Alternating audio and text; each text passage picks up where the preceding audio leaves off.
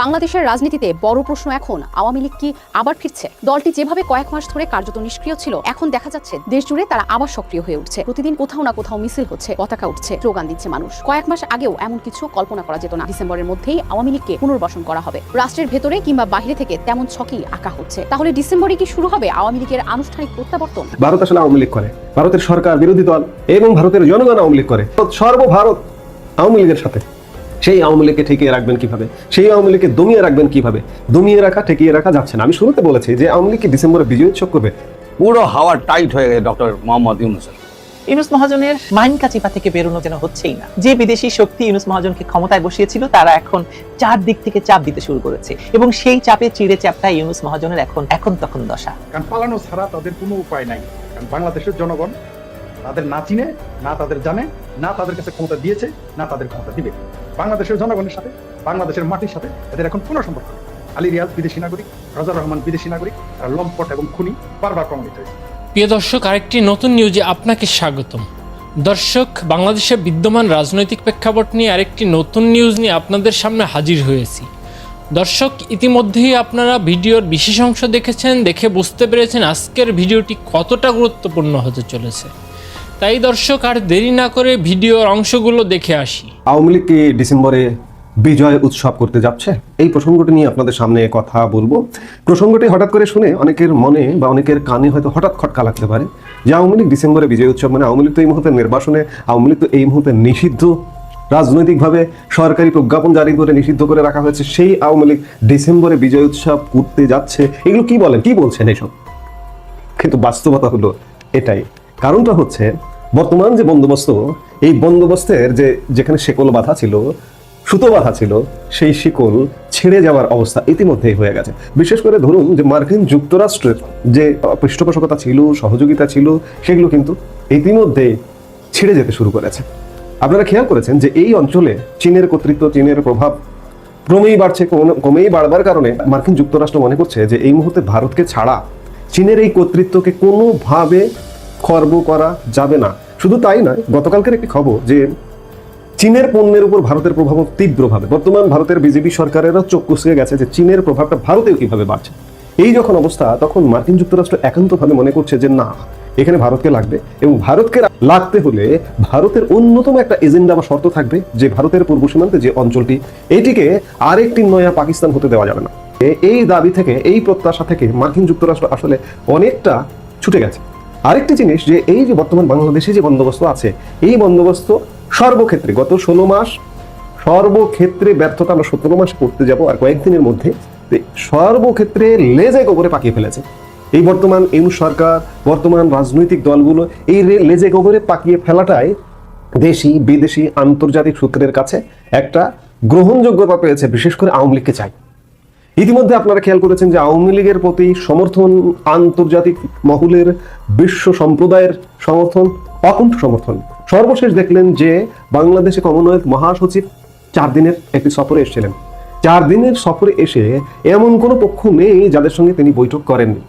Doctor Yunus থেকে শুরু করে সরকারের বিভিন্ন পক্ষ, নির্বাচন কমিশন এবং প্রায় সকল রাজনৈতিক দল। আপনারা খেয়াল করেছেন যে আওয়ামী লীগের সাথে কমনওয়েলথ মহাসচিব বৈঠক করেছেন, অনলাইনে এবং অফলাইনে। এটা খুব গুরুত্বপূর্ণ একটা সাইন বহন করে। শুধু কমনওয়েলথ না, জাতিসংঘ এবং আন্তর্জাতিক বিভিন্ন মানবাধিকার সংস্থা থেকে শুরু করে প্রভাবশালী বিশ্বের যত দেশ আছে, ইউরোপীয় ইউনিয়ন, আমেরিকা এবং ভারত আছে। ভারত আওয়ামী লীগকে পৃষ্ঠপোষকতায় করছে। আমি বরাবর একটা কথা বলি যে ভারত আসলে আওয়ামী লীগ করে, ভারতের সরকার বিরোধী দল এবং ভারতের জনগণ আওয়ামী লীগ করে। সর্বভারত আওয়ামী লীগের সাথে। সেই আওয়ামী লীগকে ঠেকিয়ে রাখবেন কিভাবে? সেই আওয়ামী লীগকে দমিয়ে রাখবেন কিভাবে? দমিয়ে রাখা, ঠেকিয়ে রাখা যাচ্ছে না। আমি শুরুতে বলেছি যে আওয়ামী লীগ কি ডিসেম্বরে বিজয় উৎসব করবে? অত্যন্ত পরিতাপের বিষয়, 54 বছর পর গত বছর ডক্টর ইউনূস যখন আসে ক্ষমতায়, গত বছর থেকে ডিসেম্বরকে যেন ম্লান করে দেওয়ার সর্বচেষ্টা বিদ্যমান। গত বছর ডিসেম্বরের যে আয়োজনগুলো থাকে, বিশেষ করে জাতীয় প্যারেড স্কোয়ারে প্যারেড থেকে শুরু করে যে আনুষ্ঠানিকতা থাকে, ইউনূস সরকার এসে গত বছর সেগুলো করেনি। এবছরও সেগুলো করার সিদ্ধান্ত নেই। অর্থাৎ মুক্তিযুদ্ধের বাংলাদেশ, মুক্তিযুদ্ধকে কেন্দ্র করে, ডিসেম্বরকে কেন্দ্র করে আমাদের যে আবেগ, যে অনুভূতি জেগে ওঠে বা আবেগ যে আমরা লালন করি, সেই আবেগকে ধ্বংস করবার সকল ধরনের প্রচেষ্টা ইউনূস সরকারের মধ্যে আছে। সেই প্রচেষ্টায় ডিসেম্বর নেই করে দেওয়া হচ্ছে। এখন প্রশ্ন আসছে যে চারিদিকে যে অবস্থা, আন্তর্জাতিক বিশ্ব, দেশীয় বাংলাদেশের সেনাবাহিনীর মধ্যেও নানা রকম ক্রিয়া প্রতিক্রিয়া চলছে, যে আসলে কি হবে, দেশটা একদম ব্যর্থ হয়ে গেছে, দেশের স্বাধীনতা সার্বভৌমত্ব বিপন্ন হবার সম্মুখীন। পাকিস্তানি পক্ষ বাংলাদেশকে কোনো কোনো ক্ষেত্রে পূর্ব পাকিস্তান মনে করছে, কোনো কোনো পক্ষ থেকে ইতিমধ্যে পূর্ব পাকিস্তান হিসেবে ঘোষণা দেওয়া হয়েছে, প্রকাশ্যে না হলেও নেপথ্যে। এই যখন অবস্থা, তখন প্রত্যেকটি পক্ষ, দেশি বিদেশি প্রত্যেকটি পক্ষ, যারা বাংলাদেশের শুভাকাঙ্ক্ষী, যারা বাংলাদেশের ভালো চায়, তারা মনে করছে যে আওয়ামী লীগের ফিরতেই হবে। এই ফিরতেই হবে যখন, তখন নানা সমীকরণ ইতিমধ্যে শুরু হয়ে গেছে। আপনারা জানেন যে এই যে বাংলাদেশের একজন খেলোয়াড় আছে, জাতীয় নিরাপত্তা উপদেষ্টা খলিলুর রহমান, কদিন আগে ভারতে গিয়ে বৈঠক করে ভারতের কাছ থেকে প্রেসক্রিপশন নিয়ে আসছেন। প্রেসক্রিপশনগুলো এখনো যদিও বাস্তবায়ন চোখে পড়ছে না, কিন্তু ভিতরে ভেতরে ব্যাপক ক্রিয়া প্রতিক্রিয়া শুরু হয়ে গেছে। এই খলিলুর রহমান ভারত সফর করে এসেই কাতারের রাজধানী দোহা সফরে গেছেন। আজকে 28 তারিখ, আমরা যে মুহূর্তে কথা বলছি, 28 তারিখ তার ফেরার কথা। তিনি ফিরবেন। দোহাতে তার যাওয়ার মূল লক্ষ্য মূলত এই অঞ্চলের, মধ্যপ্রাচ্য, দক্ষিণ পূর্ব এশিয়া, ইন্দো প্যাসিফিক অঞ্চলের এই কাতারের দোহা হচ্ছে মার্কিন মূল কেন্দ্র। এই অঞ্চলের নিয়ন্ত্রণের নীতি নির্ধারকদের এখান থেকে নীতি নির্ধারণ হয়। বাংলাদেশ নিয়ে এই যে বাংলাদেশের যে পতন হয়েছে, শুধু আওয়ামী লীগের পতন না, গত 16 মাসে যে বাংলাদেশের পতন হয়েছে, এই পতনের ষড়যন্ত্রের মূল কেন্দ্র হচ্ছে কাতারের দোহা। সেই দোহাতে পরামর্শের জন্য গেছেন খলিলুর রহমান। সেখান থেকে হতাশ হয়ে ফিরতে যাচ্ছেন খলিলুর রহমান, যে মার্কিন যুক্তরাষ্ট্র যে অক্সিজেন মাস্কটা দিয়ে রেখেছিল ইউনূস সরকারের প্রতি, সেই অক্সিজেন মাস্কটা খুলে নেওয়া হচ্ছে। এই যখন অবস্থা, তখন সত্যিকার অর্থে প্রশ্নই আসছে যে আওয়ামী লীগ কি ডিসেম্বরে বিজয় উৎসব করতে যাচ্ছে? আওয়ামী লীগ ডিসেম্বরেই হয়তো বিজয় উৎসব করতে যাবে। আমি দিন তারিখ বলবো না যে অমুক দিন থেকে এ হচ্ছে, যে কোনো মুহূর্তে চরম ক্রিয়া প্রতিক্রিয়া চলছে, যে কোনো মুহূর্তে আওয়ামী লীগের উপর থেকে নিষেধাজ্ঞা উঠে যাবে, যে কোনো মুহূর্তে এমন চাপ আসা শুরু হয়ে গেছে। এবং ফেব্রুয়ারির নির্বাচনের লক্ষ্যে ডিসেম্বরের প্রথমার্ধে তফসিল ঘোষণার পরিকল্পনা করছে। কেউ কেউ বলছেন যে 8 ফেব্রুয়ারি, এখনো দিন তারিখ ঘোষণা হয়নি আনুষ্ঠানিকভাবে। কেউ কেউ বলছেন 8 ফেব্রুয়ারিকে কেন্দ্র করে নির্বাচনের প্রস্তুতিতে এগুচ্ছে। কিন্তু নির্বাচন তফসিল, নির্বাচন এগুলো হবে কিনা, এ ব্যাপারে বিলিয়ন ডলারের প্রশ্ন আছে। তবে সাথে এ কথাও বলে রাখা ভালো যে এই যে বর্তমান যে বন্দোবস্ত ওয়ালারা আছে, এটাকে বন্দোবস্তই বলা হয়, ইউনূস সরকার এবং অন্যান্য যে রাজনৈতিক দল, এরা শেষ পর্যন্ত একটা মরণ কামড় দেবার চেষ্টা করছে। এমনকি মার্কিন যুক্তরাষ্ট্র এদের সঙ্গে না থাকলেও, আমি বারবার বলি, মার্কিন যুক্তরাষ্ট্রের নাম ভাঙিয়ে হলেও, পাকিস্তানকে সাথে নিয়ে হলেও এরা একটা সাজানো গোছানো পাতানো নির্বাচন করবার শেষ পর্যন্ত চেষ্টাটা করে যাচ্ছে এবং করে যাবে। এবং এরা কোনোভাবে চাইবে না বা চাইছে না যে আওয়ামী লীগ ফিরে আসুক, আওয়ামী লীগ নির্বাচন করুক, কিংবা একটা free, fair, credible and inclusive election হোক। কারণ দিনের আলোর মতো পরিষ্কার যে এই মুহূর্তে যদি free, fair, credible and inclusive election হয়, তাহলে আওয়ামী লীগের ক্ষমতায় আসা কেউ ঠেকাতে পারবে না।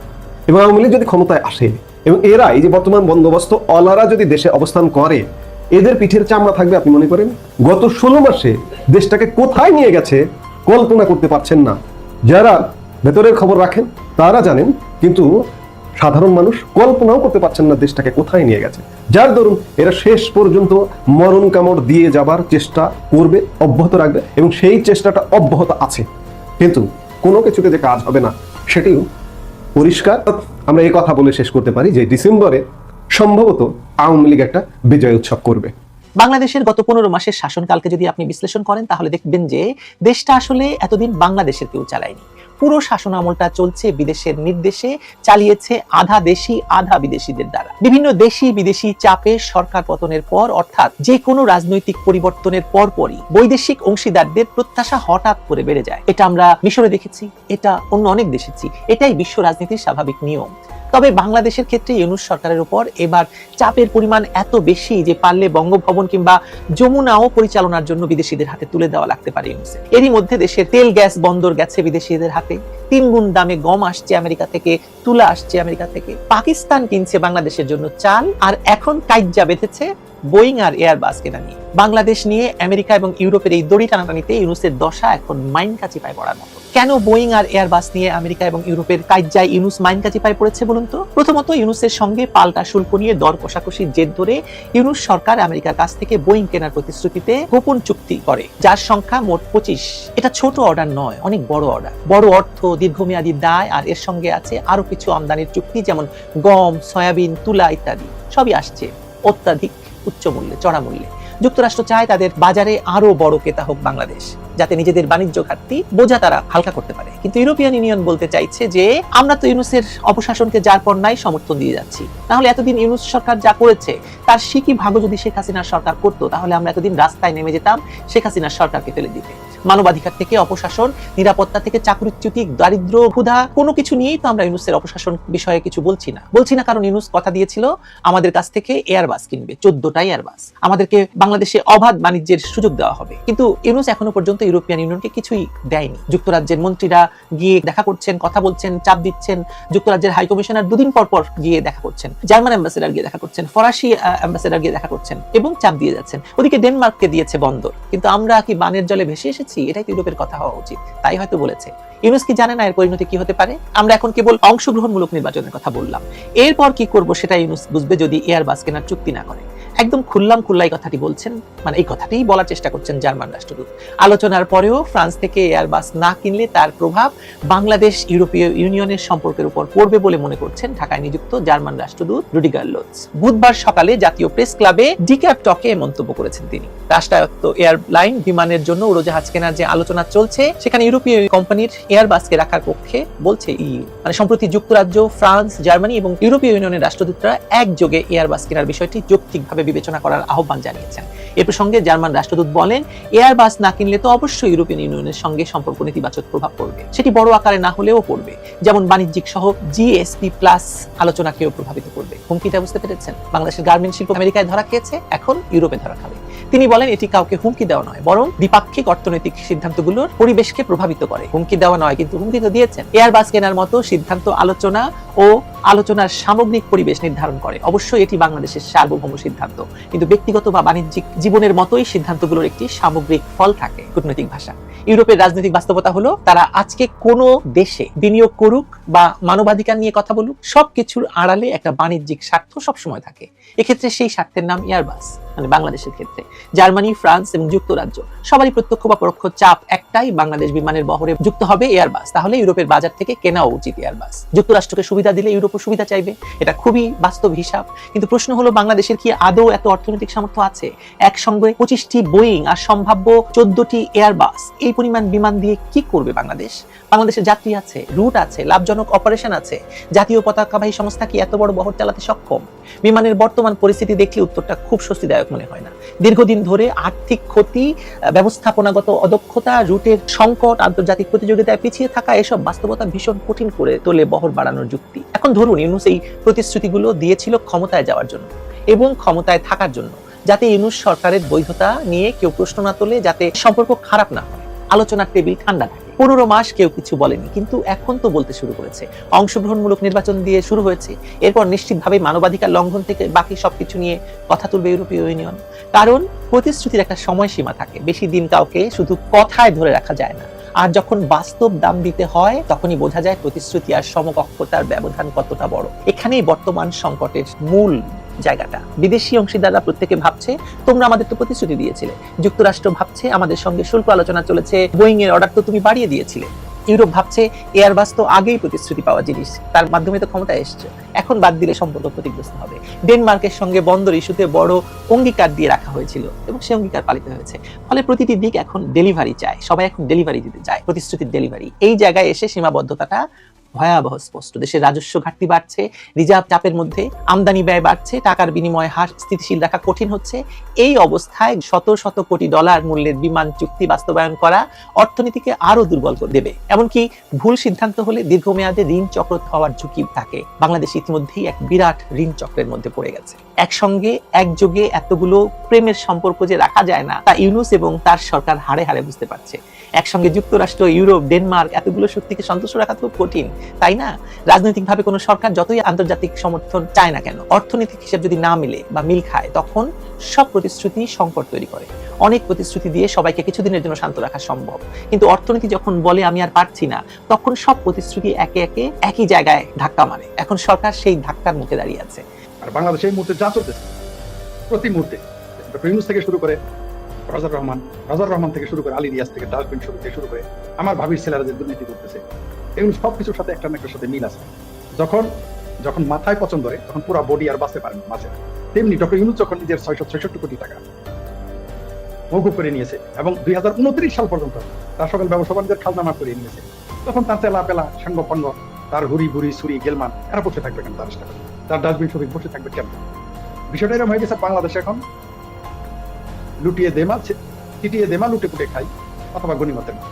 পুরো বাংলাদেশটা এখন গণিমতের মাল হয়ে গেছে এনজিওর দোকানদারদের সামনে। পুরো বাংলাদেশটা এখন গণিমতের মাল হয়ে গেছে এনসিপি গ্যাংয়ের মব সন্ত্রাসীদের সামনে। পুরো বাংলাদেশটা এখন গণিমতের মাল হয়ে গেছে জুলাই সন্ত্রাসী 24 জুলাই সন্ত্রাসী আন্দোলনের খলনায়কদের জন্য। পুরো বাংলাদেশটা এখন গণিমতের মাল বানিয়ে ফেলেছে। তো বাংলাদেশের জনগণ এগুলো দেখতেছে, দেখে তারা সিদ্ধান্ত নেবে। তার জন্য রজা রহমান কখনো কখনো খলিলুর রহমান চলে যায়, রজা রহমান চলে যায় অজিত দোভালের কাছে, কখনো চলে যায় কাতার।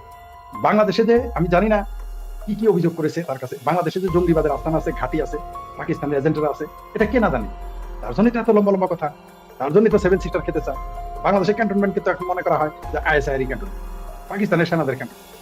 বাংলাদেশের চিটাং বন্দর তো এখন মনে হয় যে পাকিস্তানের বন্দর, যদিও পাকিস্তানের বন্দর অন্য দেশের কাছে চুক্তিতে দেওয়া, অন্য দেশের কাছে বর্গা দেওয়া। তারা আসছে এখন বাংলাদেশের পাকিস্তান বন্দরে ঢুকে, তাদের কোনো চেকিং নাই, তাদের কোনো হিসাব নিকাশ নাই, তাদের বড় জ্যাঠা আসে হিসেবে তাদেরকে ট্রিট করা হয় যে বড় জ্যাঠা এসে তাড়াতাড়ি জলচকে বিছায় দাও, বসতে দাও। এই হচ্ছে আমাদের অবস্থা। তো এই যে যারা এখন পাকিস্তানকে এইভাবে আজকে বিচার ফলাফল তাকে ভোগ করতে হবে। পাকিস্তানের জঙ্গি মৌলবীরা আসতেছে ওয়াজের নামে, ঘুরতেছে, আমরা তা দেখতেছি, সারা দেশে চষে বেড়াচ্ছে। এটা কি ভারতের জানা নাই? ভারত জানে যে বাংলাদেশে কোথায় কোথায় জঙ্গি ঘাঁটি আছে, জানা না? জামালপুর ময়মনসিংহ থেকে শুরু করে রাজশাহী থেকে শুরু করে নদীর চরে দিয়ে কোথায় কোন ঘাঁটি করতেছে এটা খোঁজ তারা রাখে না? কোথায় ট্রেনিং দিচ্ছে, কি জানে না?